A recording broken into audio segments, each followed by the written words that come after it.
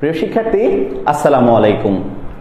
বাংলা শেখার এই online platform Bangla বর্ণমালায় তোমাদেরকে স্বাগত। এই প্ল্যাটফর্মে আমরা এইচএসসি প্রথম এবং দ্বিতীয় বর্ষের সিলেবাসভুক্ত মূলত পড়াশোনা করব। কিন্তু আজকে প্রথম ক্লাসে আমাদের পদ্য গদ্য ব্যাকরণের মধ্যে থেকে আমরা ব্যাকরণটা নিয়ে শুরু করতে যাচ্ছি। তবে আজকের এই ক্লাসে কোনো সিলেবাসভুক্ত পড়াশোনা নয়। আমরা যেহেতু পড়াশোনা করব তার প্রথম পর্যায়ে আজকে আমরা শিখব আমাদের যে ব্যাকরণটি রয়েছে, এই ব্যাকরণ শব্দটির আজকে আমরা পোস্টমর্টেম করব। পোস্টমর্টেম করব। পোস্টমর্টেম শব্দটা অনেকের কাছে একটু নেগেটিভ মনে হতে পারে। পোস্টমর্টেম কোনো নেগেটিভ শব্দ নয়। পোস্টমর্টেম মানে হচ্ছে পুঙ্খানুপুঙ্খ বিশ্লেষণ করব। অর্থাৎ আমাদের এই ব্যাকরণটা যে আমরা শিখি, এই ব্যাকরণ শব্দটার পুঙ্খানুপুঙ্খ বিশ্লেষণ হবে। তার আগে আমি সবাইকে একটু জানাতে চাই বা শুনতে চাই যে ব্যাকরণটা আগে না ভাষাটা আগে। আমরা সবাই এক বাক্যে বলতে পারি ভাষাটার জন্ম আগে, কারণ আমাদের বাংলা ভাষার ইতিহাস হাজার বছরের পুরনো, যেখানে ব্যাকরণটার বয়স মোটে 275 বছর মতো। তার মানে হলো যে ব্যাকরণটা এসেছে অনেক পরে, তবে ব্যাকরণটা হলো ভাষার সংবিধান। অর্থাৎ আমাদের বাংলা ভাষাকে চলতে নির্দেশ করে, পরিচালনা করে কে? ব্যাকরণ। আজকে আমরা সেই ব্যাকরণটারই কি করব? পোস্টমর্টেম করব। তো শুরুতেই চলে যাই, আমাদের এই যে ব্যাকরণটা আমরা জেনে নিই এবং আমরা সবাই জানি এটা একটা তৎসম বা সংস্কৃত ভাষার শব্দ। তাহলে আমরা কি জানলাম? আমাদের এই ব্যাকরণটা তৎসম বা সংস্কৃত ভাষার শব্দ। হ্যাঁ, পরীক্ষায় প্রশ্ন আসতে পারে যে নিচের কোনটি তৎসম বা সংস্কৃত ভাষার শব্দ। বলে রাখি, আমাদের ব্যাকরণের কিন্তু মোস্ট অফ দা অধিকাংশ শব্দই কিন্তু তৎসম, অধিকাংশ টপিকগুলোই কিন্তু তৎসম থেকে বা সংস্কৃত থেকে এসেছে। এখন ব্যাকরণটা যে তৎসম ভাষার শব্দ, এইটা আমরা বুঝবো কিভাবে? তো শুরুতেই আমি চলে যাই যে তৎসমটা কিভাবে বোঝা যায়। 1 নম্বর বিষয়, তৎসম শব্দ চেনার ক্ষেত্রে কিন্তু বেশ অনেকগুলো নিয়ম রয়েছে। আজকে আমি শুধু 2টা বিষয় অবতারণা করব এখানে। প্রথম বিষয় মনে রাখতে হবে, যদি কোনো শব্দের ভেতরে যদি এই মূর্ধন্য শব্দটা থাকে তাহলে সেটা তৎসম শব্দ, কারণ আমরা নত্যবিধানের নিয়ম অনুসারে সেটা কিন্তু বলতে পারি। নত্যবিধানের নিয়ম নিশ্চয়ই সকলের জানা রয়েছে। পাশাপাশি আরেকটা বিষয় বলবো, কোনো শব্দের বানানে যদি এই মূর্ধন্য ষটা থাকে তাহলেও সেটা হবে হচ্ছে আমাদের তৎসম শব্দ। তার মানে আমরা এখান থেকে 2টা বিষয় শিখলাম। সেটা হলো কোনো বানানে অর্থাৎ কোনো শব্দের ভেতরে মূর্ধন্য বা মূর্ধন্য ষ থাকলেই সেটা হয়ে যাবে তৎসম শব্দ। হ্যাঁ, এখানে একটা বিষয় খুব বিশেষভাবে নজরদারি করতে বলবো সবাইকে, কোনো বানানে যদি মূর্ধন্য থাকে সেটা মাস্ট বি, সেটা অবশ্যই তৎসম শব্দ। আর মূর্ধন্য ষ থাকলে সেটাও তৎসম, কিন্তু মনে রাখতে হবে কয়েকটা শব্দ। যেমন এই বানানটা একটু লক্ষ্য করি, এখানে লিখেছি হচ্ছে খ্রিস্ট, মূর্ধন্য ষ রয়েছে। এরপরে হচ্ছে খ্রিস্টান, এখানেও মূর্ধন্য ষ রয়েছে। এরপরে খ্রিস্টীয়, এখানেও মূর্ধন্য ষ রয়েছে। এরপরে খ্রিস্টাব্দ, এখানে মূর্ধন্য ষ রয়েছে। এরপরে হচ্ছে 16, এরপরে হলো কেষ্ট এবং এরপরে হচ্ছে বোষ্টম। আমরা একটু লক্ষ্য করি এই বোর্ডের দিকে, এই জায়গাটাতে, যে আমরা সবাই এতক্ষণ 2টা বিষয় জেনেছি যে কোনো শব্দে যদি মূর্ধন্য থাকে অথবা মূর্ধন্য ষ থাকে সেইটা কিন্তু তৎসম শব্দ। কিন্তু মনে রাখতে হবে এই যে খ্রিস্ট, খ্রিস্টান, খ্রিস্টীয়, খ্রিস্টাব্দ, 16, কেষ্ট, বোষ্টম এবং শব্দগুলোর কিন্তু মিল রয়েছে, যে খ্রিস্ট, খ্রিস্টান, খ্রিস্টীয়, খ্রিস্টাব্দ, এই কয়েকটা শব্দে মূর্ধন্য ষ থাকলেও এরা তৎসম নয়। তাহলে এরা কি? এরা হচ্ছে অতৎসম।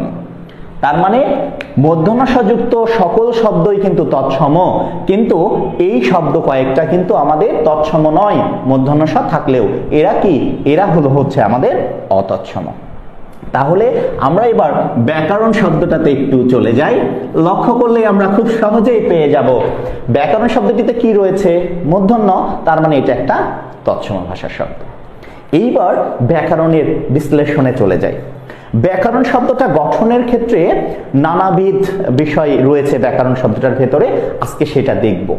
এই ব্যাকরণ শব্দটা সন্ধি দিয়েও ভাঙা যায়, অর্থাৎ সন্ধি সাধিত ভাবে হয়েছে, আবার ব্যাকরণ শব্দটার ভেতরে প্রত্যয় সাধিত ভাবেও হয়েছে। তাহলে ব্যাকরণ শব্দটা সন্ধি সাধিত না প্রত্যয় সাধিত সেটা একটু লক্ষ্য করা যাক। তো প্রথমেই এই ব্যাকরণ শব্দটাকে যদি আমরা সন্ধি দিয়ে ভাঙি, সন্ধি দিয়ে ভাঙবো। ব্যাকরণকে সন্ধি দিয়ে ভাঙলে এখানে আমরা পাবো হচ্ছে বি যোগ আকরণ, বি যোগ আকরণ। একটু সবাই লক্ষ্য করে দেখবো এই জায়গাটাতে বি যোগ আকরণ, এটা হচ্ছে ব্যাকরণ শব্দের সন্ধি বিচ্ছেদ।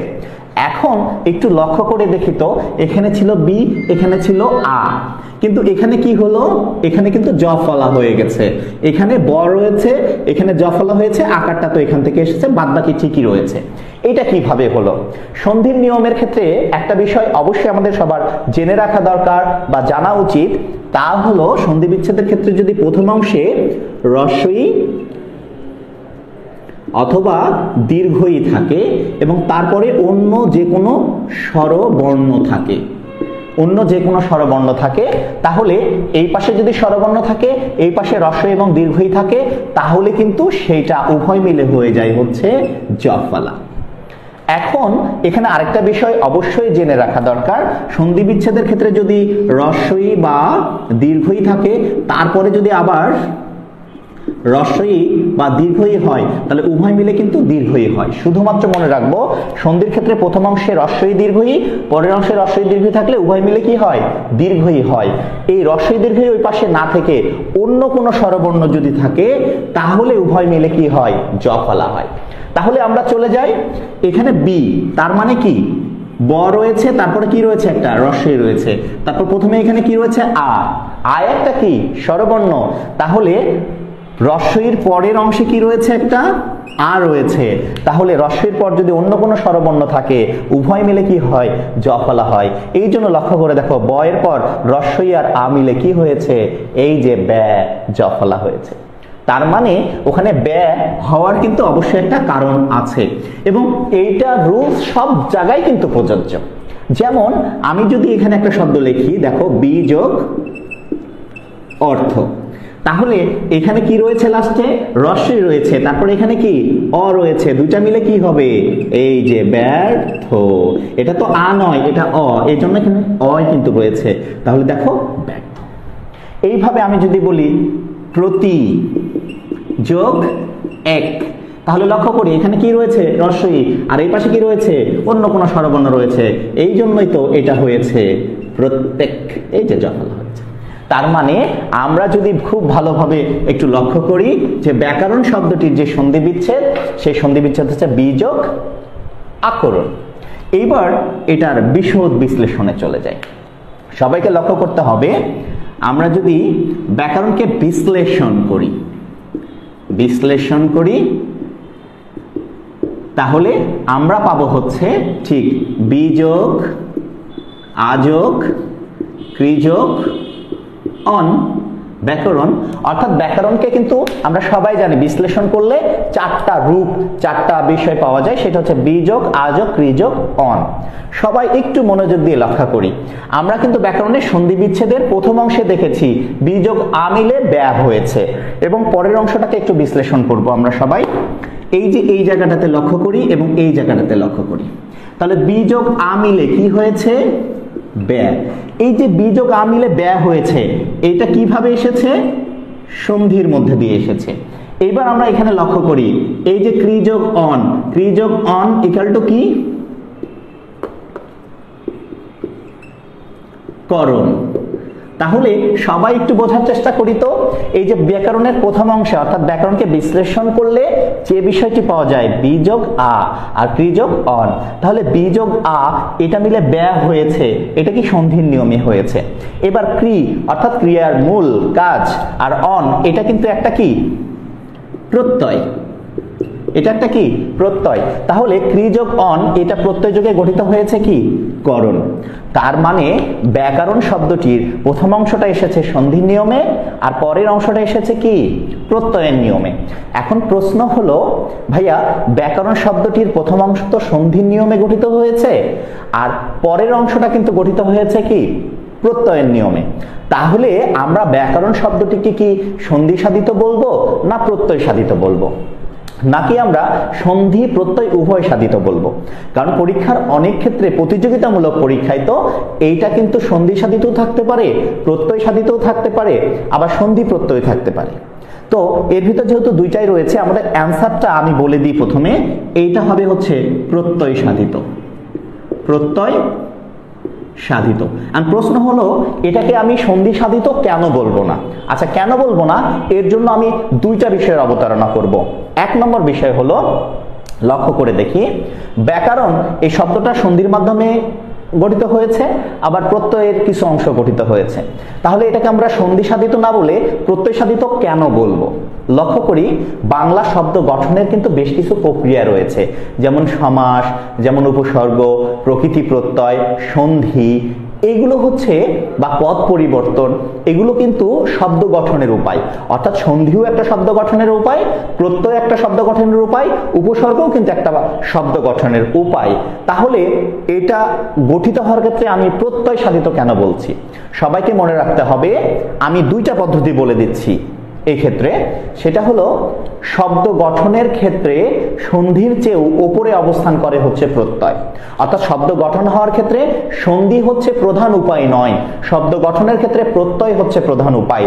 সেক্ষেত্রে এটা আমরা প্রত্যয় সাধিত বলবো, যেহেতু এটা প্রধান উপায়। এবার আরেকটা বিষয় বিশ্লেষণ করলে আরো পরিষ্কার হবে। আমরা সবাই একটু লক্ষ্য করে দেখি তো, এখানে এই যে প্রত্যয় দিয়ে গঠিত যে শব্দটা এসেছে কি করণ, অর্থাৎ ক্রিজগণ করণ। করণ মানে কি আমরা সবাই জানি, যন্ত্র, সহায়ক বা উপায়। তাহলে করণ শব্দের অর্থ হচ্ছে যন্ত্র, সহায়ক বা উপায়। তার মানে প্রত্যয় দিয়ে গঠিত অংশটুকুর অর্থ হলো যন্ত্র, সহায়ক বা উপায়। এবার আসি, এই যে বি যোগ আ ইকুয়াল টু কি বে, এই বে কথাটা কিভাবে আসছে? সন্ধি সাধিত ভাবে। কিন্তু লক্ষ্য করে দেখি তো, এই যে বি বা এই যে আ, এই বি একটা কি উপসর্গ, আ একটা কি উপসর্গ। তার মানে সন্ধির অংশে যেটা গঠিত হয়েছে বে, তার ভিতর রয়েছে বি আর আ। আমরা সবাই জানি যে বি এবং আ হলো একটা উপসর্গ। ওই যে আশু, বিনি, অ, অঘা, অজ, অনা, এই যে বিভিন্ন উপসর্গ রয়েছে, এই দুটো উপসর্গ। আর আমরা সবাই জানি উপসর্গের কি নেই? উপসর্গের অর্থবাচকতা নেই, কিন্তু অর্থদ্বৈতকতা রয়েছে। তার মানে বি এবং আর কোনো অর্থবাচকতা নেই, অর্থদ্বৈতকতা রয়েছে। তার মানে বি আর আ একটা উপসর্গ যার নিজস্ব কোনো অর্থ নেই। যার নিজস্ব অর্থ নেই, কিন্তু এখানে প্রত্যয় সাধিত করণের কিন্তু একটা অর্থ রয়েছে, তাই এটা আমরা বলবো প্রত্যয় সাধিত। তার মানে ব্যাকরণ শব্দটির প্রথম অংশটা সন্ধি দিয়ে, পরের অংশটা প্রত্যয় দিয়ে গঠিত হলেও শব্দ গঠনের ক্ষেত্রে কার অবস্থান উপরে? প্রধান উপায়টা কি? প্রত্যয়। আর সন্ধি কি প্রধান উপায় নয়। সেই দৃষ্টিকোণ থেকেও এটা প্রত্যয় সাধিত। আবার প্রথম অংশ যে সন্ধি দিয়ে গঠিত হয়েছে, তার দুইটা শব্দে আমরা দেখতে পাচ্ছি উপসর্গ, এর নিজস্ব কোনো অর্থ নেই, কিন্তু করণের একটা অর্থ রয়েছে। তার মানে এটা সন্ধি সাধিত আমরা বলবো না। তবে প্রথম অংশটা সন্ধি সাধিত ভাবে গঠিত হয়েছে। এইবার আমরা একটু ভিন্ন প্রশ্নে চলে যাই। তার মানে যদি প্রশ্ন আসে যে ব্যাকরণটা কি সাধিত, অবশ্যই প্রত্যয় সাধিত। ব্যাকরণের প্রথম অংশ কিভাবে গঠিত? সন্ধি যোগে। আর পরের অংশটা কি যোগে গঠিত? প্রত্যয় যোগে, মানে সন্ধি দিয়ে হয়েছে। এবং সন্ধির ভিতরে প্রথম অংশে আমরা কি পেয়েছি? দুইটা উপসর্গ। তার মানে এই ব্যাকরণ শব্দটি কি যোগে গঠিত? কি যোগে গঠিত? তাহলে ব্যাকরণ শব্দটির প্রথম অংশের কি যোগ ছিল? দুইটা উপসর্গ ছিল। তাহলে ব্যাকরণ কি যোগে গঠিত? একটা প্রথম অংশে পেয়েছি উপসর্গ, আর পরে কি পেয়েছি? প্রত্যয়। তাহলে ব্যাকরণ শব্দটি উপসর্গ আর প্রত্যয় যোগে গঠিত। কিন্তু কোনটা সাধিত? প্রত্যয় সাধিত, কারণ প্রত্যয় অংশটুকুর কিন্তু অর্থ রয়েছে, প্রথম উপসর্গে কিন্তু অর্থ নেই। এই হলো আমাদের ব্যাকরণের গঠন প্রক্রিয়ার ক্ষেত্রে ঝামেলা। এবং ব্যাকরণের ক্ষেত্রে একটু ভিন্ন ধারার প্রশ্ন আসে। আমরা দেখেছি যে ব্যাকরণটাকে বিশ্লেষণ করলে আমরা কি পাচ্ছিলাম? আমরা পাচ্ছিলাম হচ্ছে বিযোগ, আযোগ, ক্রিযোগ, অন। তার মানে ব্যাকরণের বিশ্লেষিত রূপ কয়টি? 1, 2, 3, 4। কিন্তু ঢাকা বিশ্ববিদ্যালয়ে একবার একটা প্রশ্ন এসেছিল, তোমাদেরকে বলে রাখি যে ব্যাকরণের কয়টি অংশ। দেখো ব্যাকরণের কিন্তু অংশ 4টা না, ব্যাকরণের বিশ্লেষণ করলে রূপ পাওয়া যায় 4টা, কিন্তু ব্যাকরণ কয়টা অংশ রয়েছে? ব্যাকরণের অংশ যদি আমি বলি, ব্যাকরণের অংশ হলো আমাদের 2টা। কি কি অংশ? এই যে প্রথম অংশটা গঠিত হয়েছিল বি যোগ আ, কি অংশ? ব্যয়, অর্থাৎ সন্ধির একটা অংশ রয়েছে এখানে, আর পরেরটা প্রত্যয় সাধিত কি? করণ। এই হচ্ছে করণ। তাহলে কয়টা অংশ পেলাম? 2টা। তাহলে এখন যদি আমি তোমাদেরকে প্রশ্ন করি যে ব্যাকরণের প্রথম অংশটি কি দিয়ে গঠিত হয়েছে? উপসর্গ দিয়ে গঠিত হয়েছে, কি যোগে? সন্ধির মাধ্যমে। আর পরের অংশটা কি? প্রত্যয়, অর্থাৎ এইটা হচ্ছে প্রত্যয়ের অংশ আর এইটা হলো আমাদের সন্ধির অংশ, যে সন্ধির ভিতর 2টা উপসর্গ রয়েছে। এই হচ্ছে আমাদের ব্যাকরণের 2টা অংশ। আর ব্যাকরণের রূপ কয়টা? 1 2 3 4টা রূপ, বা ব্যাকরণকে বিশ্লেষণ করলে কয়টা রূপ পাওয়া যাবে? 4টি রূপ পাওয়া যাবে। আর অংশ কয়টা? 2টাই। ওই যে প্রথম অংশটা সন্ধি দিয়ে আর পরের অংশটা প্রত্যয় দিয়ে, একটা হচ্ছে করণ আর একটা হচ্ছে ব্যয়। তাহলে কয়টা অংশ? 2টা অংশ। প্রথম অংশটা সন্ধি দিয়ে ভেঙেছি, পরের অংশটা প্রত্যয় দিয়ে ভেঙেছি। কিন্তু সন্ধি সাধিত না প্রত্যয় সাধিত বললে প্রত্যয় বলছি, কারণ ব্যয়কে ভাঙলে বি যোগ আ পাওয়া যায়, যার কোনো অর্থ নেই, কিন্তু করণ অর্থ যন্ত্র সহায়ক উপায়, যার একটা অর্থ রয়েছে, তার মানে এটা প্রত্যয় সাধিত। ওকে, এইবার আসি বি যোগ আ যোগ রি যোগ অন, অর্থাৎ এই যে বি, এটা কিন্তু হচ্ছে বিশেষ, আর আ এটা কিন্তু সম্যক। ক্রি মানে আমরা জানি ক্রিয়া, কাজ, আর অন একটা প্রত্যয় যার অর্থ হচ্ছে চালু বা করণ, যন্ত্র সহায়ক বা উপায়। এই ব্যাকরণকে বিশ্লেষণ করলে, অর্থাৎ আমরা কিন্তু জানি ব্যাকরণ হলো মানে হলো বিশেষভাবে বিশ্লেষণ, অর্থাৎ এর প্রত্যেকটা শব্দ কিন্তু বিশেষভাবে বিশ্লেষণ করে সবকিছুকে। এই হচ্ছে বিষয়। এবং আজকের শেষ যে বিষয়টা আমি তোমাদেরকে ব্যাকরণ থেকে জানাবো, আমরা সবাই জানি। তাহলে ব্যাকরণটা আরেকবার রিভিউ করি। ব্যাকরণটা কোন ভাষার? সংস্কৃত বা তৎসম ভাষার। তার উপায় কিন্তু আমরা জানি। ব্যাকরণের প্রথম অংশটা সন্ধি দিয়ে গঠিত হয়েছে, পরের অংশটা প্রত্যয় দিয়ে। কিন্তু এটা কি সাধিত বলছি? প্রত্যয়। কেন বলছি তার উত্তর কিন্তু আমি দিয়েছি। এবার ব্যাকরণের রূপ কয়টি? বিশ্লেষণ করলে কয়টি পাওয়া যায়? 4টি পাওয়া যায়। কিন্তু ব্যাকরণের অংশ কয়টি? 2টি। এখন আমরা কিন্তু সবাই জানি যে প্রত্যেক ভাষার, অর্থাৎ প্রত্যেক ভাষার ব্যাকরণের মোট 4টি আলোচিত বিষয় থাকে। এখন এটা শুধু বাংলা ব্যাকরণের না, এটা সব ব্যাকরণেরই 4টি আলোচিত বিষয় থাকে। আর আমি বলেছি যে ব্যাকরণ কিন্তু ভাষার বাইরে নয়, অর্থাৎ ভাষার যেখানে উপস্থিতি নেই ব্যাকরণ সেখানে থাকবে না। ভাষা থাকবে তাই ব্যাকরণ থাকবে। তাই ব্যাকরণ যদি কোনো বিষয়কে নিয়ে আলোচনা করে তাহলে তা ভাষার বাইরে করতে পারবে না। অর্থাৎ ভাষার উপর ডিপেন্ড করে ব্যাকরণ তার আলোচিত বিষয়টা কি করে? ব্যাকরণ তার আলোচিত বিষয়টি পরিচালনা করে। তো শুরুতেই আমি তোমাদের একটা বাক্য দিয়ে বোঝাচ্ছি যে ব্যাকরণের আলোচিত বিষয় কিন্তু ভাষার বাইরে নয়। যেমন আমরা এখন যদি বলি, আমরা প্রতিদিন নদী পাড়ে যাই।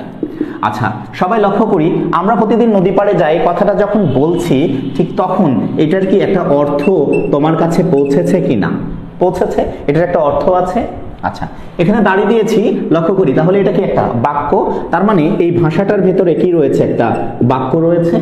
এরপরে এর ভিতরে 1 2 3 4 এই যে ভাষার অন্তর্গত পদ, এবং এই এক একটা পদে কি এক একটা শব্দ। তার মানে একটা ভাষার ভিতরে কি রয়েছে? শব্দও রয়েছে। এবং এই শব্দগুলোকে বিশ্লেষণ করলে আ ম রা পাবো, এবং আমরা জানি এগুলো এক একটা কি? এগুলো এক একটা হচ্ছে ধ্বনি।